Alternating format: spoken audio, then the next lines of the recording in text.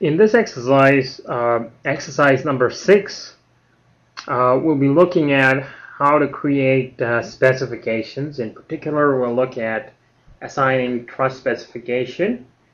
When you assign a trust specification to a member, that member basically becomes an axial only force member.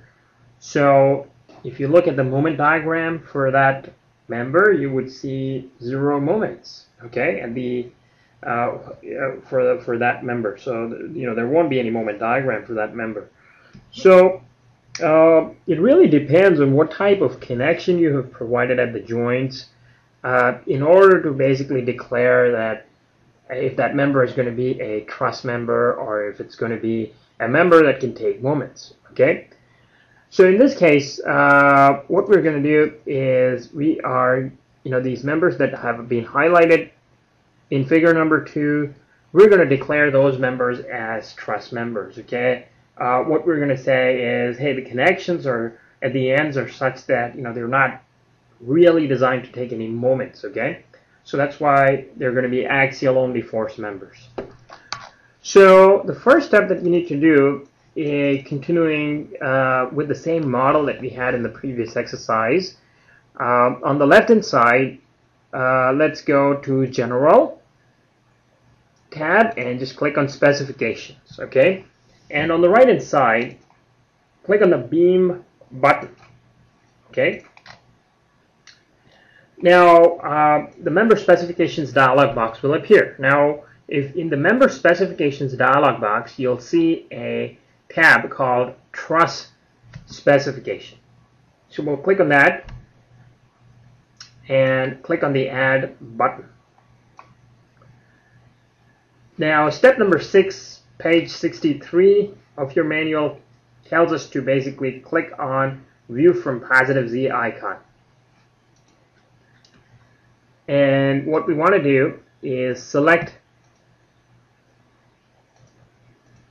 these members, okay? Just click on the midpoints of the members rather than clicking on the ends. And if you select any members by mistake, you can basically click on them again. Now, the advantage of using this mode, okay, selecting members in, say, a 2D plane, like the elevation mode, is the fact that STAAD actually projects your selection, along the z-axis. Okay, so if you look at the isometric view, by a selection on one side of the truss, you're actually, projecting your selection. So you're actually selecting 2 members with one click. Okay.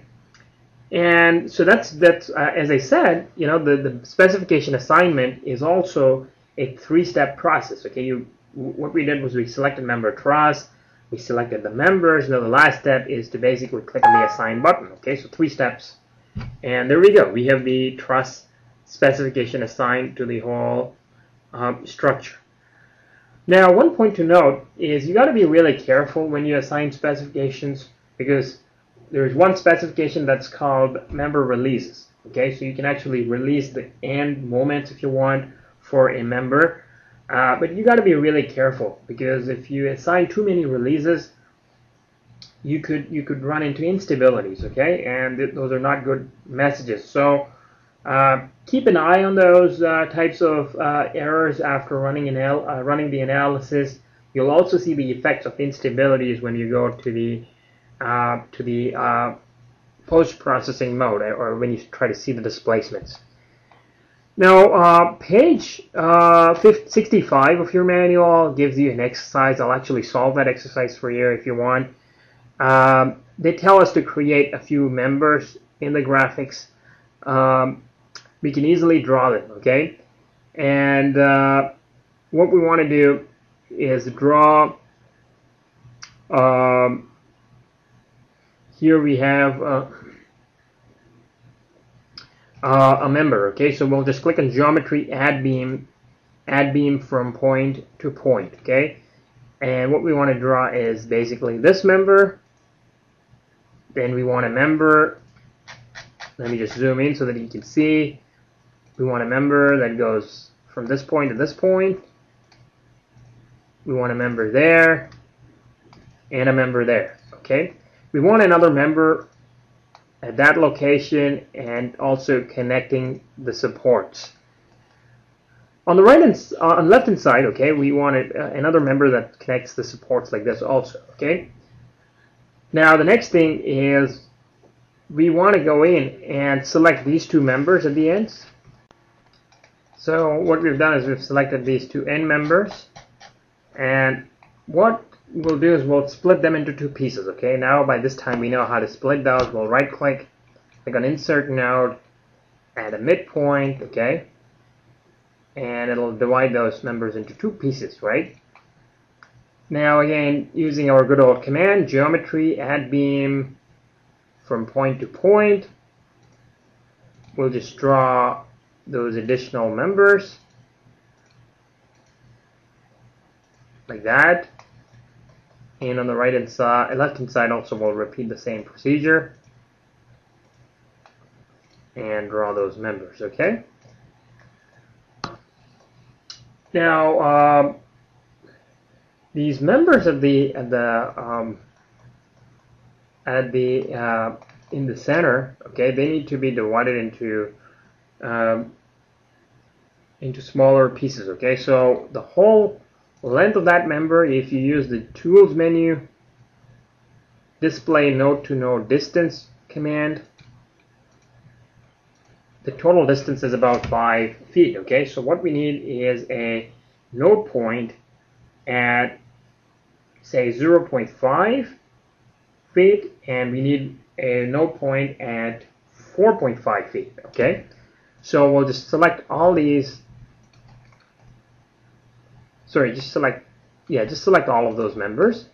You right click, click on insert node, and we'll say divide it at 0.5. Okay, and then we'll pick the other the members that we have created, and for these members, we'll again right click, click on insert node, and we'll add a node point at 4 feet. Okay, so all you have to do is basically draw the remaining members. Again, geometry, add beam from point to point. I'm just going a bit faster because I think by this time you have enough practice of drawing these members.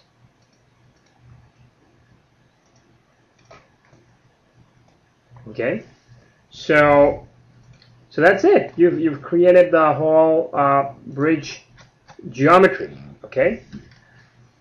Now we'll be making a few more modifications to this bridge. Okay, because this year we are required to have a cantilever for this bridge. I'll show you how to create the cantilever portion for the structure. That's a separate exercise for the for this year's manual. But in the next exercise, we'll look at how to create support conditions and assign those supports.